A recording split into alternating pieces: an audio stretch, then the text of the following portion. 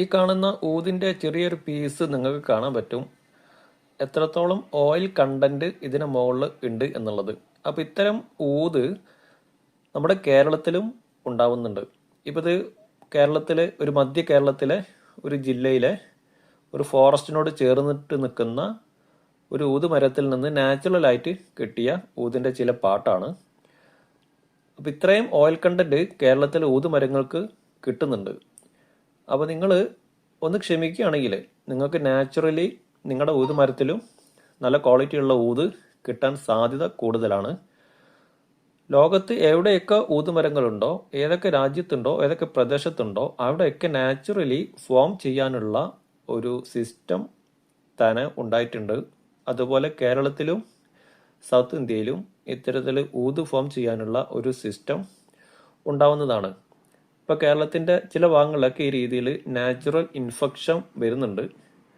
അപ്പോൾ നിങ്ങളുടെ മരം നിങ്ങൾ ആവശ്യമില്ലാതെ വെട്ടി ഒഴിവാക്കരുത്. എന്തെങ്കിലും അത്യാവശ്യം ഉണ്ടെങ്കിൽ മാത്രം നിങ്ങൾ മരം വെട്ടിക്കളയുക. ഊത് അറിയാലോ, അതിനകത്ത് നിന്ന് കിട്ടുന്ന ക്വാളിറ്റിക്ക് അനുസരിച്ചാണ് ഊതിൻ്റെ വില നിശ്ചയിക്കുന്നതും അതിൻ്റെ അകത്ത് നിന്ന് വരുന്ന ഓയിൽ കണ്ടന്റ് ക്വാളിറ്റിക്ക് അനുസരിച്ചാണ് ഊതിൻ്റെ വില കാണിക്കുന്നതും. അപ്പോൾ ഇതൊരു സ്കിൻ ടൈപ്പ് ഊതാണ്. കൂടുതൽ ഡീപ്പായിട്ടുള്ള ഒരു ഇൻഫെക്ഷൻ സംഭവിച്ചതല്ല, വളരെ സോഫ്റ്റ് ആയിട്ടുള്ള ഇൻഫെക്ഷൻ സംഭവിച്ച ഒരു തൊലി പോലെയുള്ള ഒരു പാട്ട് എടുത്ത് ബേൺ ചെയ്തതാണ്. ഇത്രയും ഓയിൽ കണ്ടന്റ് കേരളത്തിലെ ഊതുമരങ്ങൾക്ക് കിട്ടുന്നുണ്ടെങ്കിൽ ഭാവിയിൽ തീർച്ചയായിട്ടും നമുക്ക് ഇത് വലിയ തോതിൽ കിട്ടാൻ സാധ്യതയുണ്ട്. അപ്പോൾ നിങ്ങൾ തീർച്ചയായിട്ടും ഊതുമരങ്ങൾ അനാവശ്യമായിട്ട് വെട്ടി ഒഴിവാക്കരുത്. എന്തെങ്കിലും അത്യാവശ്യമാണെങ്കിൽ മാത്രം നിങ്ങൾ ഊതുമരം ഒഴിവാക്കാൻ വേണ്ടി നിൽക്കുക, അല്ലെങ്കിൽ ആ മരം അവിടെ സൂക്ഷിച്ചു വെക്കുക. ഇന്നല്ലെങ്കിൽ നാളെ ഒരു നാച്ചുറൽ ഇൻഫെക്ഷൻ ഉണ്ടാകുന്ന ഒരു സിസ്റ്റം കേരളത്തിലും ഉണ്ടാവാൻ സാധ്യതയുണ്ട്.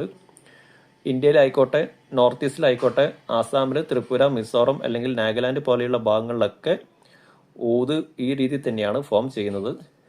5, 6 അല്ലെങ്കിൽ 8, 10 വർഷം കഴിഞ്ഞാണ് ഊതിൻ്റെ പ്രോസസ്സ്, ആ ഫോം ചെയ്യുന്ന പ്രോസസ്സ് കഴിയുന്നതും.